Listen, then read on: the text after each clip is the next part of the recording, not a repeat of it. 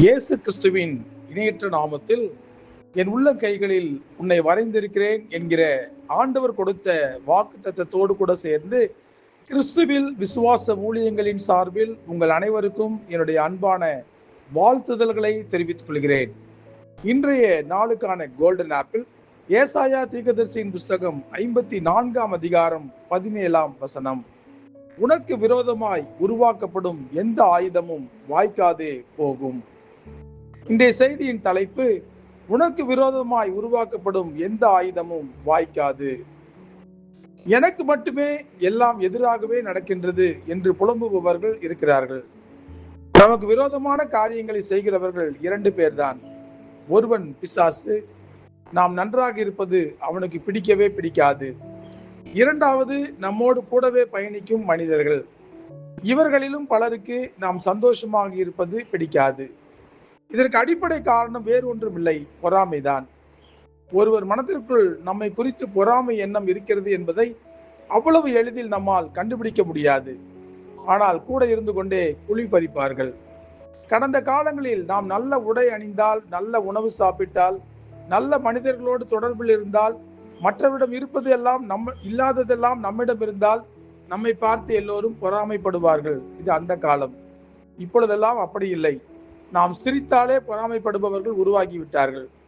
அப்படி நமக்கு விரோதமாக செயல்படுபவர்கள் அண்டை நாடான பாகிஸ்தான் பார்டரிலிருந்து வந்து விட்டார்கள் என்று நினைத்து விடாதீர்கள்.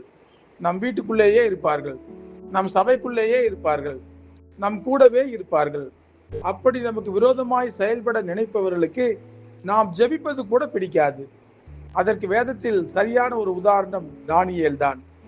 தானியேலிடம் காணப்பட்ட மிகச்சிறந்த குணம் என்னவென்றால், அவர் தேவனோடு கூட நல்ல ஐக்கியம் வைத்திருந்தார். எப்படி என்றால், இடைவிடாமல் அவர் ஆண்டவரை நோக்கி ஜெபித்துக் கொண்டே இருந்தார். இது கூட இருந்தவர்களுக்கு பிடிக்கவில்லை. தானியேல் ஜெபத்தை எப்படி நிறுத்துவது, தானியேல் உட்பட யாரும் ஜெபிக்கவே கூடாது என்கிற நோக்கத்தோடு கூட சட்டம் இயற்ற அனைத்து நடவடிக்கைகளிலும் இறங்கினார்கள். இதற்கு உடன்படாத தானியேல் கைது செய்யப்பட்டார், சிங்க கெபியிலும் போடப்பட்டார். தானியேலை சுற்றிலும் சீறுகின்ற சிங்கங்கள். தானியேல் வெளியே இருக்கும்போது தானியேலை சுற்றிலும் அசிங்கமான எண்ணம் கொண்ட மனிதர்கள். தானியேல் 2 பேரையுமே சமாளித்தார். தனி மனிதனாக இது முடிகிற காரியமா என்றால் நிச்சயமாக இல்லை. ஆனால் தானியேலின் காரியங்கள் ஜெயமாக இருந்தது. தானியேலுக்கு விரோதமாக எழும்பின எல்லா காரியங்களும் வாய்க்காமல் போயின. இதற்கெல்லாம் என்ன காரணம் என்றால், தானியேலுக்காக ஆண்டவர் யுத்தம் பண்ணினார். சிங்கங்களின் வாயை கட்டி போட்டார். சுற்றிலும் இருந்த அசிங்கங்களை எல்லாம் அழித்து போட்டார். நம்முடைய ஆவிக்குரிய வாழ்க்கை உண்மையுள்ளதாக இருந்தால், ஆண்டவரோடு நெருங்கிய தொடர்புடையதாக இருந்தால், நமக்கு விரோதமாக எழும்புகிற எந்த ஒரு காரியங்களானாலும் அது வாய்க்காமல் போகும்படி ஆண்டவர் பார்த்து கொள்வார். நம்மை சுற்றிலும் நமக்கு எதிராக இருக்கிற காரியங்களை குறித்து நாம் கவலைப்படவே கூடாது. தன்னை சுற்றிலும் இருந்த சூழ்நிலைகள் எல்லாம் தானியேலுக்கு தெரியாமல் இல்லை. அந்த சூழ்நிலைகளின் தாக்கத்தை தனக்கு நேரம் கிடைக்கும் போதெல்லாம் ஆண்டவரிடம் அவர் சொல்லிக்கொண்டே இருந்தார். ஆண்டவருக்கும் தானியேலுடைய சூழ்நிலைகள் தெரியும். இருந்த போதிலும் தானியேல் தன்னை நோக்கி ஜெபித்த போது கர்சனையோடு கூட கேட்டு தானியேலுக்கு விரோதமாக எழும்புகிற எந்த ஒரு காரியங்களும் வாய்க்காமல் போகும்படி செய்தார். இதைத்தான் நாம் ஒவ்வொருவரும் செய்ய வேண்டும். நம்மை காயப்படுத்துகிற, வேதனைப்படுத்துகிற, பயப்படுத்துகிற எந்த ஒரு காரியமானாலும் அது தேவனுக்கு நாம் தெரியப்படுத்தி கொண்டே இருக்க வேண்டும். நாம் ஜெபிக்க வேண்டும், ஆண்டவரிடம் பேச வேண்டும் என்று ஆண்டவர் எதிர்பார்க்கிறார். உலக பிரகாரமான தகப்பனே தம் பிள்ளைகள் நம்மிடம் மனம் திறந்து பேச வேண்டும் என்று எதிர்பார்க்கும் போது, உன்னத தகப்பனாகிய ஆண்டவர் அவருடைய பிள்ளைகளிடம் எதிர்பார்க்காமல் இருப்பாரா? அவரிடம் சொல்லுவோம், மீதி காரியங்களை எல்லாம் அவர் பார்த்துக் கொள்வார். நம்முடைய காரியங்கள் எல்லாவற்றையும் ஜெயமாக முடித்துக் கொடுக்க நம் ஆண்டவரால் முடியும். விசுவாசியுங்கள், வெற்றியை சுதந்திரித்துக் கொள்ளுங்கள். ஜெபிப்போமா?